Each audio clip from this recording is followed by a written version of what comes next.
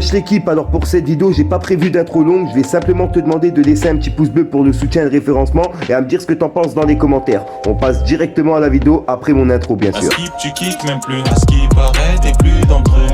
Faudrait que tu leur montres un peu comment on gère le truc. Fallait que je te parle d'un truc, du truc. Il y a quelques jours, il y a 6ix9ine qui a fait un live sur Instagram. Comme vous le savez, ce live il a pété les records d'audience avec plus de 2 millions de personnes qui étaient connectées à ce moment-là. Par la suite, il a publié plusieurs photos sur Instagram et il a fait plusieurs TikTok.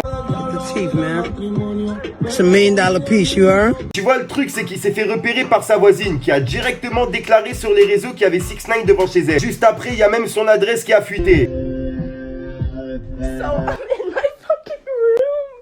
6ix9ine is literally, he moved into the house behind me. He's taking pictures on the back. Ça a tellement fait le tour que 6ix9ine il a carrément dû déménager. Avec tout ce qu'il a fait, tout ce qu'il a dit pendant son jugement, c'était trop chaud pour lui. Là, je vous vois déjà arriver, vous allez me dire, ouais mais Fico, ça on sait déjà. D'accord, donc passons direct à la suite.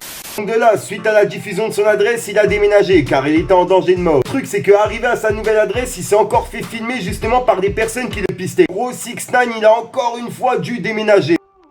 Donc depuis sa sortie de prison et son live qu'il a fait sur Instagram, il a dû déménager déjà plus de 2 fois. Franchement, en moins d'une semaine, c'est chaud. J'aimerais pas vivre comme ça. Ouais, personnellement, je suis pas basé sur le rap américain, mais de ce que j'ai lu, je sais qu'il a balancé des grosses têtes. Franchement, dans ce milieu-là, c'est pas comme en France. Ça pue vraiment du cul. Après, tu vois, je trouve que malgré le gros jugement qu'il a eu et la peine de prison qu'il a effectué un petit peu, bah le mec, en fait, il a pas vraiment changé d'optique. Alors que tout le monde pensait que de base, sa carrière, elle était finie, qu'il allait arrêter le rap et carrément enlever ses tatouages. Au final, il a pas bougé d'un poil. C'est un truc de fou. Quand tu le vois justement dans ses lives, etc., t'as l'impression que même lui il le prend pas au sérieux ce qu'il a fait. Après je pense que c'est plus le personnage qui s'est donné parce que intérieurement tu vois il doit quand même un peu paniquer. En fait à la moindre occasion tu peux te faire buter dans ce milieu là. D'un côté je trouve qu'on est bien en France du fait qu'il n'y a pas de gang et des trucs comme ça. L'ancienne il y en avait mais tu vois ça a jamais été pareil qu'en Amérique. Après je dis en Amérique mais il n'y a pas qu'en Amérique. Juste à voir les favelas etc. Vraiment il y a des coins ils sont vraiment chauds. Bref l'équipe c'est la fin de la vidéo. Il y a beaucoup de personnes qui m'ont demandé justement des nouvelles de 6ix9ine etc.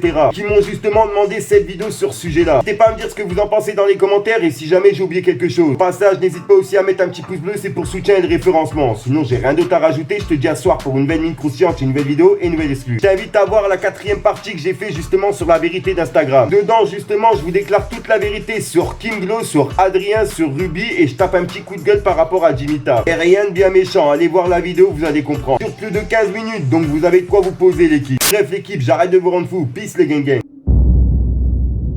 T'es choqué au fond, en fait, on parle pas trop dans les jazz, on reste en bref, ils font pour faire parler d'eux. Nous, c'est pour prendre bien plus que le double.